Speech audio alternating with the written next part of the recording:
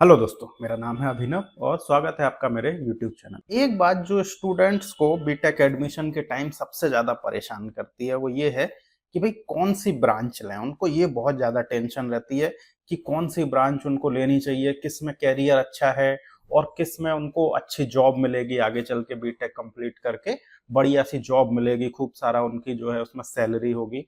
तो ये जो प्रॉब्लम है ये स्टूडेंट को during the time of admission सबसे ज़्यादा। तो चलिए इस वीडियो में मैं यही समझाने की कोशिश करता हूं कि एक्चुअली में ब्रांच की इंपॉर्टेंस आपकी लाइफ पर कितनी होती है। ओके, तो देखिए किसी भी ब्रांच में जब एक नया बैच आता है तो उसमें अराउंड, अगर हम जो इंडिया के अच्छे कॉलेजेस हैं आईआईटी और एनआईटी इनकी बात करें तो हर बैच में 100 बच्चे आते हैं एक ब्रांच में।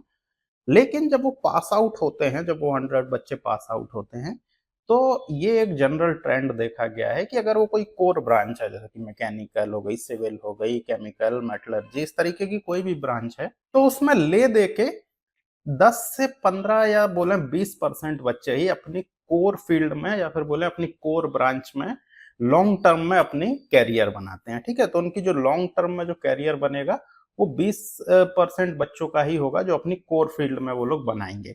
बाकी के जो 80% बच्चे होते हैं वो इधर उधर चले जाते हैं। ये कैसे होता है इसको समझते हैं। देखो, तो देखिए होता क्या है, किसी भी ब्रांच में 40 to 50% बच्चे जब उनका प्लेसमेंट होता है तो वो एक नॉन कोर ब्रांच में या फिर बोले एक नॉन कोर कंपनी में वो उनका प्लेसमेंट हो जाता है और वो इनिशियल फेज में ही बिल्कुल अपने ब्रांच से कट जाते हैं। वंस अगर आपने जिस फील्ड में बीटेक की है अगर उसमें आपका प्लेसमेंट नहीं होता है और किसी और फील्ड में हो जाता है इररिस्पेक्टिव ऑफ ब्रांच, तो ये काफी ज्यादा प्रोबेबिलिटी होती है कि अब आप लौट के उस ब्रांच में नहीं आओगे। तो भले ही आपने जो भी ब्रांच ली थी अब उसका उससे कोई लेना देना नहीं रह जाता है। बाकी के जो 50 to 60% बच्चे बचते हैं उनमें से 30% से 30 to 35% बच्चे अपने कोर में जाते हैं। अपनी जो उनकी कोर कंपनी, जो भी उनकी ब्रांच है उसी से रिलेटेड जॉब में वो जाते हैं। और बाकी जो 10 to 15% बच्चे हो गए वो क्या है, वो इनिशियल फेज में ही सोच लेंगे कि वो हायर स्टडीज करने के लिए जा रहे हैं।